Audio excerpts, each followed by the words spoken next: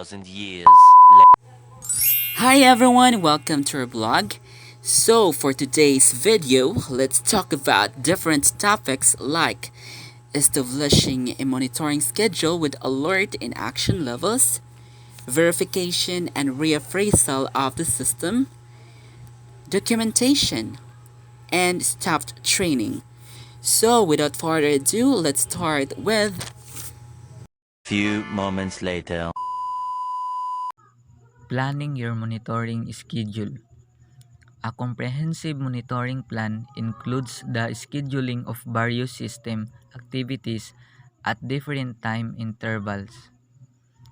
This approach provides a broad collection of data to measure and analyze the performance your CICS system.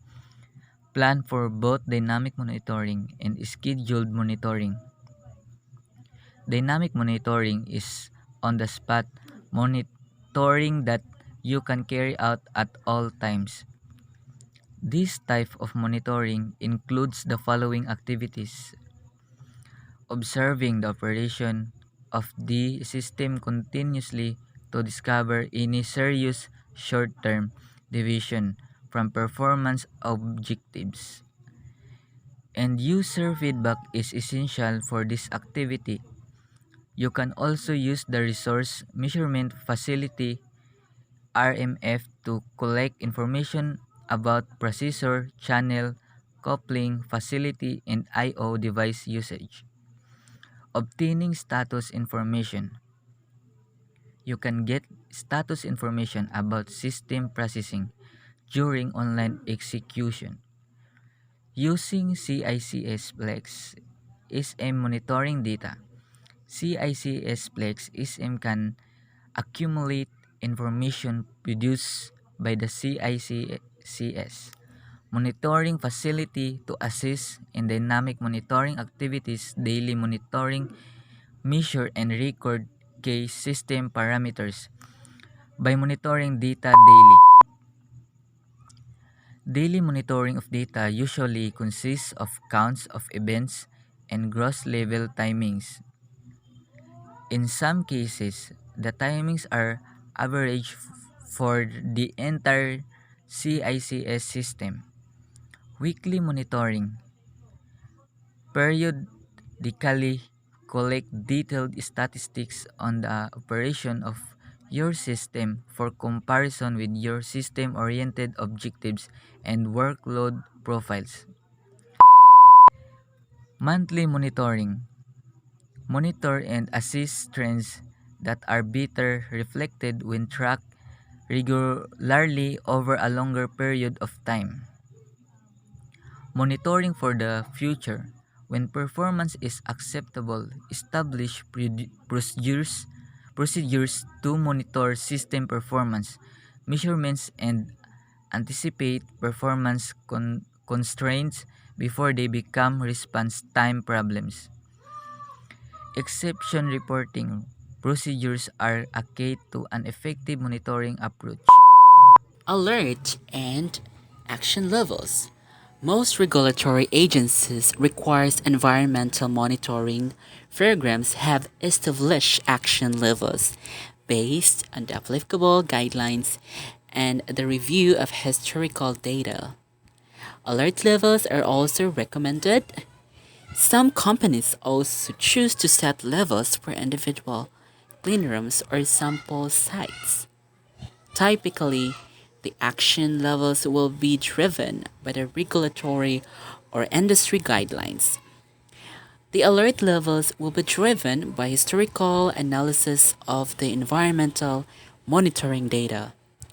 The application level should be written and employed in a consistent, non arbitrary manner to create consistency in treatment of alert and action levels. Logical, investigatory, and or corrective action steps should be free specified. Records should show that the microbial data deviation was recognized and that appropriate follow-up occurred. Once alert and action levels have been established, this should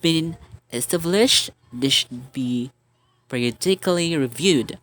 as part of routine trend analysis.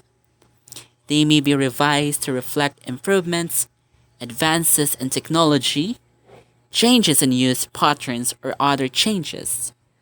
A variety of methods are used to establish these values. Verification and appraisal of the system. So, system verification generally refers to the application of test cases derived from the system requirements to integrated system. There is considerable work converting the requirements specification into test cases and ensuring that the test cases properly reflect the requirements both in scope and in specific meaning. It's also a matter of demonstrating the absence of other properties known to be undesirable or hazardous. System tests, just like the requirements from which they are derived. So most people think of traditional system verification as taking place, hopefully, once at the end of the project. Appraisal systems exist to improve organizational efficiency by ensuring that individuals perform to the best of their ability, develop their potential, and earn appraisal appropriate reward. Appraisal systems measure employee performance against previously agreed goals, set future objectives, and give staff guidance on their developmental and training needs. And effective performance appraisal systems provide consistent, reliable, and valid data to help the management make strategic decisions. Let's discuss about cleanroom documentation. It's an often overlooked area of a working in a controlled environment. Writing, note-taking, printing, labeling, and record-keeping inside of a cleanroom must incorporate the use of lint-free cleanroom paper, cleanroom notebooks, pens, and related supplies to avoid introduction of contaminants. Unlike regular paper, cleanroom paper is made from special low particulate filler and latex-coated fiber, whereas paper made from cellulose particulates very heavily reduced. This special treated cleanroom paper is designed to give off as few particulates as possible, allowing it to be used safely in sterile spaces. Cleanroom notebooks is very special because cleanroom paper needs to be met two criteria. It needs to be usable in sterile environments without introducing contaminants into the air, while also able to be used functionally in regular office environments. And non-sterile and sterile cleanroom pen are manufactured using a non-shredding barrel material that holds up to frequent wipes down with isopropyl alcohol and other cleaning and sterilizing chemicals. These pens use is specially made inks that low in certain chemicals and made to be non-smearing. The materials using in cleanrooms documentation such as cleanroom papers, notebooks, pen must pass the standard requirement of ISO 5 class 100, must compatible to ensure to avoid introduction of contaminant. Staff training. All efforts to control contamination will fail if the personnel working in the clean room do not understand how the room works and how they should conduct themselves within the clean room to minimize contamination. They should be trained in these aspects of contamination both when they first arrive at the clean room and at regular intervals throughout their careers.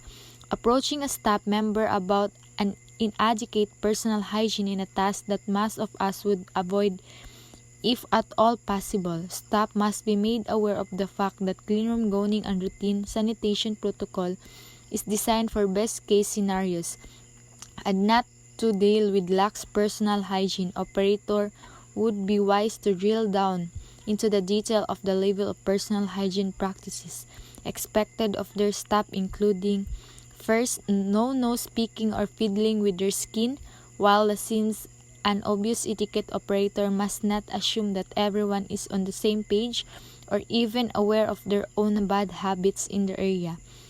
Second, fingernails must be short and clean. False nails are not only unhygienic but impractical in a sit-up where gloves are used. Third, staff must not wear makeup. This significantly increases the number of particles shedding from the skin. It would be better for male operators to be clean-shaven. If not, they must cover their faces if they have not shaved for over 24 hours, even in lower-grade clean rooms. Third, staff should not only wash their hands before going but also apply hand sanitizer to their gloves frequently during operation. Fourth, staff must report respiratory and skin infection to their manager before entering the clean room, and it could make them unfit to enter high-grade areas. Fifth, chronic skin and respiratory condition must be brought to the manager's attention as soon as symptoms appear.